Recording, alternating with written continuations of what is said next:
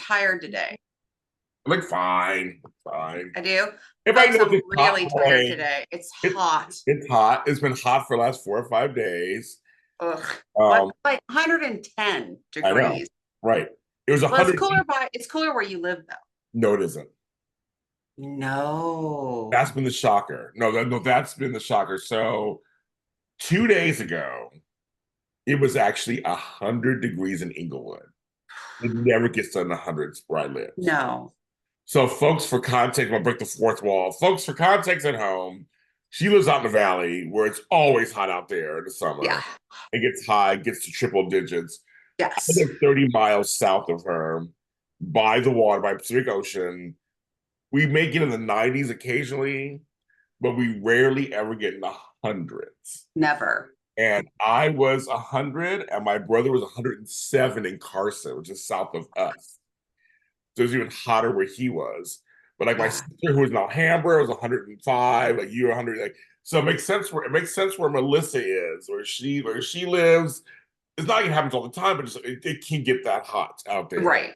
Where I Yes. live, it doesn't. The beach cities, we don't get that hot like that, and it's been. And that was the impetus. I'm actually here in LA, folks. I'm at a hotel because my house was so hot, I almost passed out. Oh my I gosh. was trying to do a show.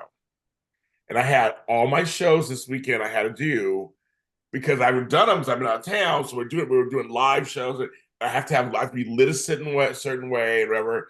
James said, be smart. I got a hotel room by the airport. And it was Smart. the best decision I could have made. And so I've been here the last 3 days. I leave today, go back home. It's pretty much cooler. I think the high is like 90 down here or something, so it's much cooler. Oh, I okay. leave tomorrow for 50-degree weather. I'll be going to Vancouver, British Columbia. Wow, how exciting. Yes, it's a very different weather pattern up there. This was the smartest thing. I saw folks, I'm not like tired, my hair's in a bun. I haven't had coffee yet. This is orange juice in conversation with James and Lissa. Well, I'm home, so I get my coffee. So there. The coffee. Sorry, James. I I'll know. sip it for the both of us. Please do ingest heavily. Um, but I have an allergy hitting me. But I feel good other than that. I feel good other than that. I mean, I'm fine. We say it just looks worse on the outside than it is. But I will fix all this later when I go to Canada. Like Oh, I'm sure. you guys are getting James unplugged. James unplugged, yes. Yeah. Melissa's tired, so forgive like kind of the tired face. I have been on allergy medication every day. It is absolutely insane here. Um, And 108, 110 degrees this whole week. My poor plants are like hating life right now. I water every night, but it doesn't help. no. They're all dying. Yeah, mine. Luckily, I have a lot of drought tolerant, but I have a few that aren't, and they're dying. You're right. It's a matter of just the ground absorbs it so fast. And I was told the key is to water your plants either very early or late at night. But it's been hot 24/7. Right. Like right now, it's 78 degrees, and we're filming this at 8:40 in the morning. Okay. So right now it is, wait for it. Hold please. 83. And it's 8:40 in the morning. And yes, folks, it will be 108 degrees today. Again. And us says 92. So that's warm for me, but that's warm, but that's more of the norm down here if it gets hot. Right. So Yeah. we're like a 16-degree difference. Yes. Yeah. That's why many folks prefer living over the hill Right. and what a lot of us refer to proper LA. LA proper. Yeah. So, but otherwise, how's life been treating you? Wonderful. Good. It's great. It's a trip that I took to the Midwest. Mhm. Changed my life. And it's changing my business life, my personal life. Wow. everything. It's just the rewards are still coming in. So On, talk a little bit about that. I'm curious. um, Personally, let's start personal. What's going on personally? no, personally, just I'm making friends. I made some people who are actually becoming friends, Nice. and these are people I would have never met. Right. It's like it's like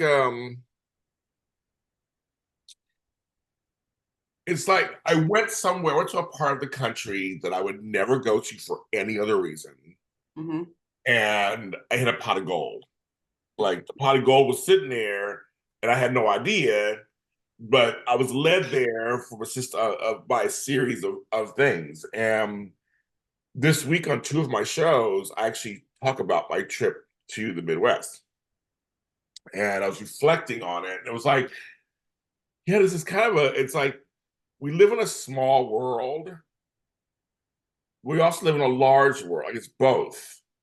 And a lot of us, we fly over these states. We fly over these cities. We go straight from LA to New York, or LA to Chicago, or LA to Atlanta, or LA to Florida, or vice versa. We don't, or we'll go from New York to Texas, or Texas to San Francisco. Like there's a whole part of the country Yeah. that's sitting there, girl, just sitting there, Waiting for us. waiting for us, Louis. Mind their own business, living their lives like it's golden. And I'm like, I was plopped into these cornfields that scared the shit out of me. And everybody was so nice. And I got many of them working for me now. So that's the professional part. But the personal satisfaction is that I'm actually helping them out too. Right. They tell me they feel like they're neglected. They feel like no one looks at them. And they feel like they have something to offer. And I'm giving them a chance. And I've been doing it here in LA for years. I did it in San Francisco for years. People tell me I was their first job in San Francisco. They come fresh off the boat or bus or bridge. And they said, James, you were my first job. Or James, you were I had a bunch of those like that. Because I always I'm for the underdog. I like to help people.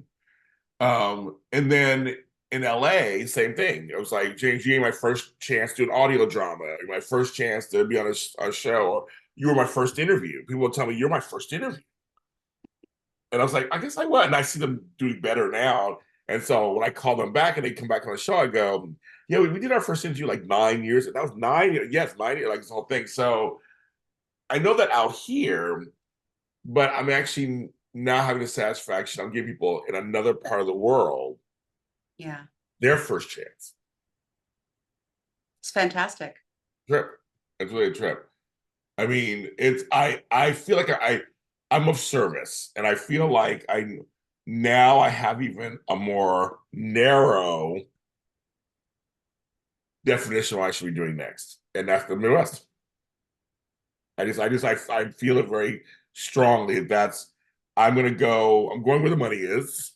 Okay, so literally, Hmm. but also where my heart is. So like I always like the Midwest. I've always liked that family Midwest. I've always liked it. Uh, Hmm. and now that LA, or let's just say I want to say LA. Now that Southern California is changing in the entertainment business, and people have a hard time finding work here, productions are leaving because of taxes and other reasons. Is in the insurance world, things aren't being covered anymore. And I talked to somebody the other day. Um, I want to talk about that a little bit too. I want to talk about that a little bit too with you for a second. Okay. Who relates to this? No, because no, there's a guy that I follow. I forgot his name. He goes by producer Patrick, whatever. And every post he talks about the business, like just straight home, down home. Here we're going on. No sugarcoating, no pussyfooting. Just like here it is.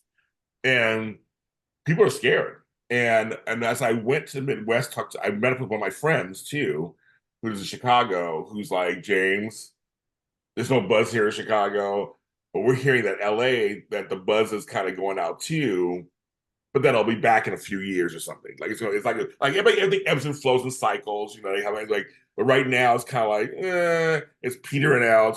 They're going to Albuquerque now, and Netflix has an Albuquerque place there. Yeah. Mhm. Pittsburgh, Atlanta, of course. They're going to Camp. Vancouver is a million productions up there. Like they're going to Vegas. They're going to other places, and so it's a little scary. And a lot of my friends are having a hard time. So I'm like, I have found like a little gold mine here. So some people, maybe some of these companies have the right idea to look outward. And I'm still going to live in LA. I'm not going nowhere. So LA will still get California still get my taxes and all that stuff. But it's like but I'm reaching out to other people, and I'm going. There's other parts of the country that are just sitting there like empty minefields, going, "Hi, look, pick me here." But it is getting for business wise. For small business, it's not the greatest for us either here either. It just they tax us on all kind of stuff, and it's crazy. And they don't let certain things go through anymore, those certain deductions stuff. But I know how for the insurance world, I'm still my toes are still in it.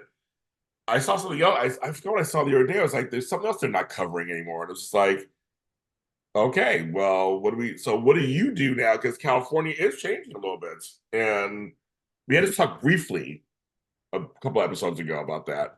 How you, as a person who wants to serve like I do, serve your clients. I mean, so how are you doing? Yes, I was at a networking meeting last Thursday morning, and I said to the group, I've gotten a number of referrals that I'm grateful for, but they're all related to wildfire brush locations, and I can't do anything with that. Now there are programs out there, but it's like finding, you know, it's like finding this strange occurrence where everything just fits so perfectly, and that's too rare. So I say no more than I say yes.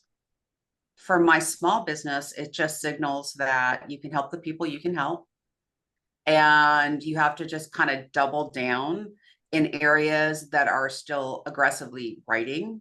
Fortunately, I'm in one of those spaces right now.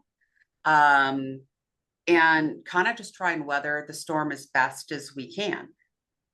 Business is way down. Like I'm not, I'm really transparent. I'm not one of those people who are like, oh, everything's great, we're great. And like, you're bankrupt. Like, Right, right.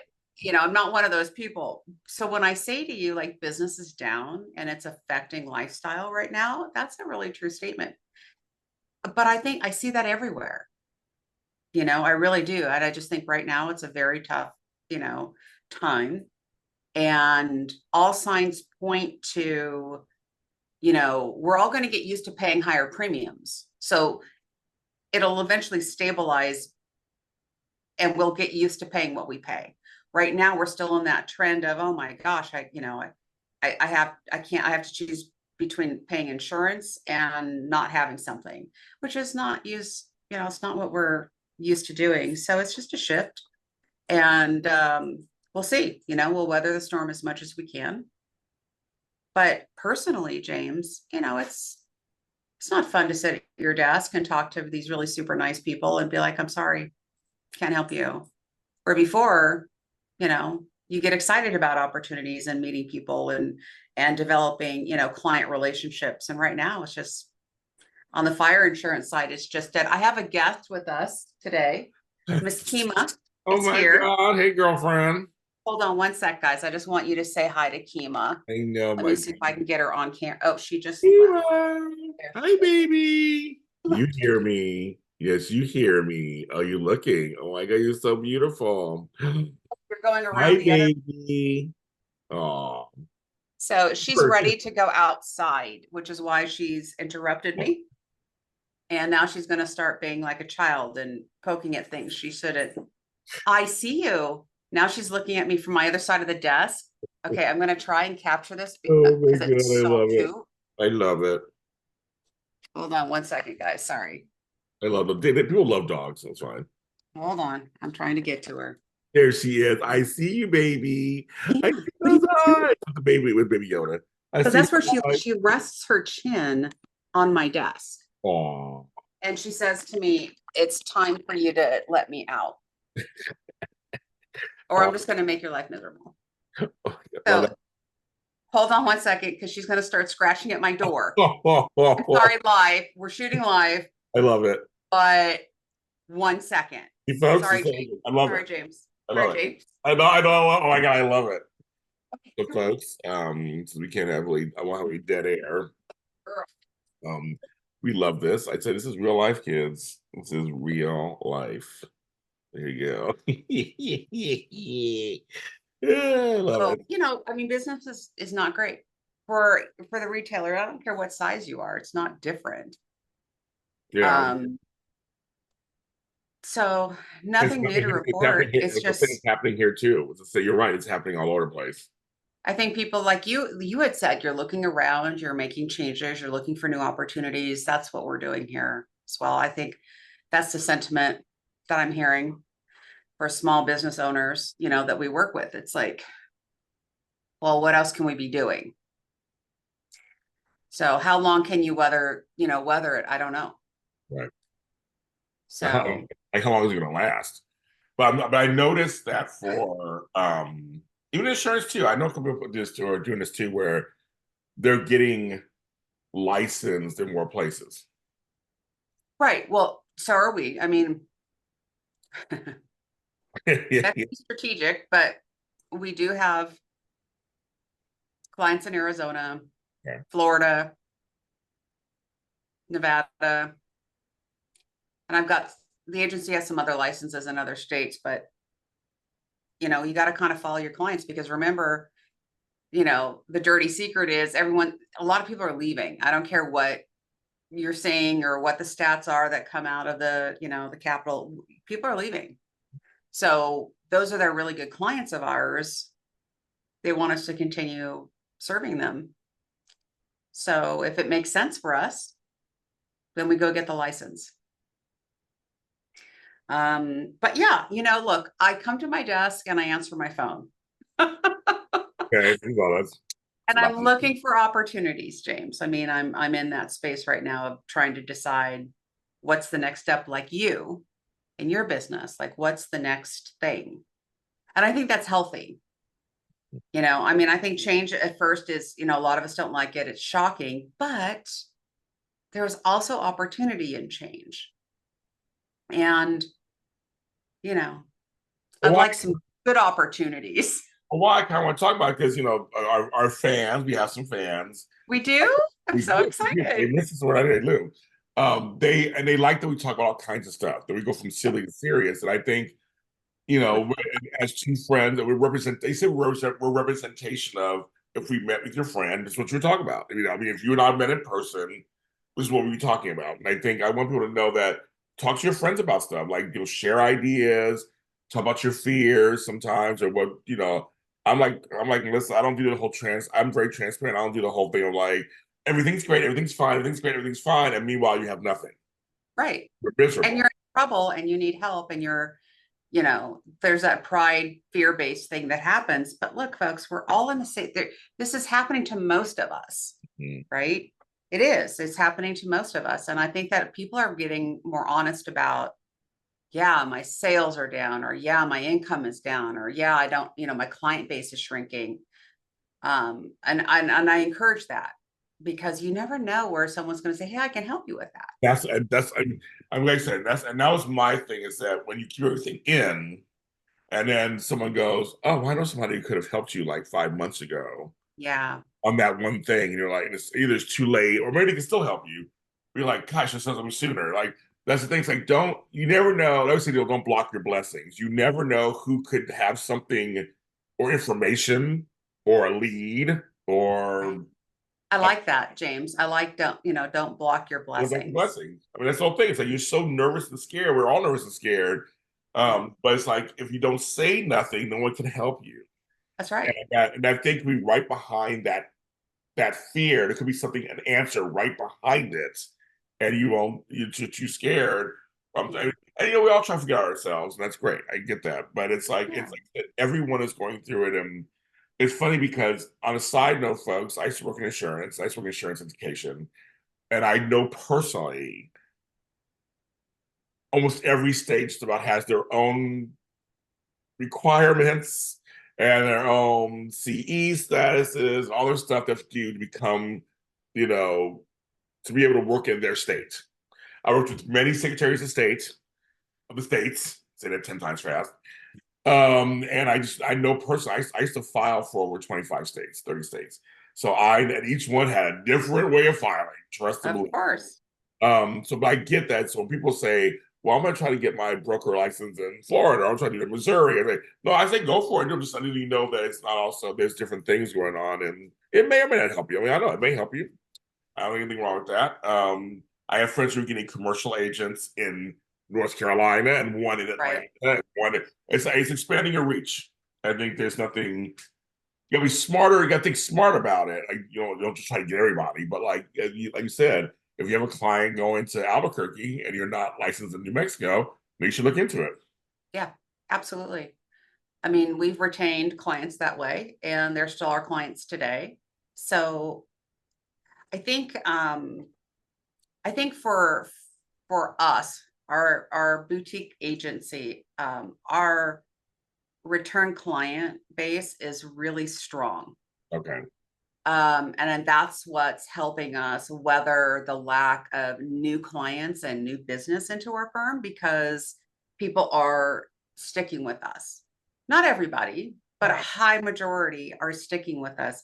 And that's just a testament to what we learned early on through the state association is, collaboration and planning and learning your trade, understanding the insurance contracts well enough where you could talk to somebody about it, and just putting the client first. It's so funny to me because I don't count commission dollars ever. I don't even look at the commission, what I'm getting paid. I just solely focus on the task at hand. And at the end of the deal, when you get the deal, you can think about all that stuff, right? Well, most people are like, oh, who's paying us the most? Like, what are we doing here? And I can see that in these times that can become a little challenging because you still want to do the right thing by the client. And that's why I never put, what are they paying us? I never even ask the question. And it doesn't really matter. Because if I decide, James, I want you as a customer, I believe in you and I want to be here for you and support you, through insurance, if I'm not making 2 more points because the other person had a lesser product but was paying me more, right. What does it matter? So I think that we've practiced, good values here in the agency, and that's helping us. Outside of that, James, it's just a shit show. It is an absolute shit show out there. I know. We have a huge fire burning out in San I Bernardino, know. and my friends own homes in Lake Arrowhead. Oh. And it's, you stop and think about, God forbid, something actually like happen where the men and women that fight fire, amazing. Yeah. And they're so good at what they do. It's almost like, they'll take care of it. But sometimes, things happen out of their control. And I'm thinking over the weekend, and I'm getting calls and texts, and I'm talking to people, who are concerned because they have assets up on the hill. And all we can do is wait, because, all I keep telling them is, well, you have fire insurance. Now, who ends up paying for the fire insurance at the end of the day? The FAIR plan has 100% saturation in Lake Arrowhead. That's huge. And we think of Arrowhead as like this, like sleepy little time resort. There's a ton of homes up there. So now I'm concerned, but not that concerned, because I believe in, the science of firefighting has come so far. Yeah. So hopefully it's just the weather element. That's the one that you can't really count on, that can mess up a good plan. So, but I'm just trying to find the rainbow through the clouds, James. That's all I'm trying to do right now, for my own sanity and yours, right? I know, and I have a lot of friends that right now are going through it. They don't know what's next, what they're going to do. Yeah. They're stuck. So I just said this trip for me was very eye-opening, because I'm not stuck. I found another avenue. Right. So I'm But trying. see, you went out and did it. You went out and found it, right? And however it came to you or however it came to be, you didn't say to yourself, nah. You Right. said, yeah, I'm going to go check it out. The openness is what I'm kind of pinging on. Like, you have to be open to change. Yes. And that's our message this morning, I think. Yes. And you know who's knocking on my door again? Oh, baby. And we'll end this episode there before we do our next one. This is Yes. episode 89, and this is Coffee and Conversation with James and Melissa. And we thank you so much for watching this program. We're listening to it because you guys are listening to it also. We appreciate you very much. And we'll be back for another episode, episode 90. So stay tuned.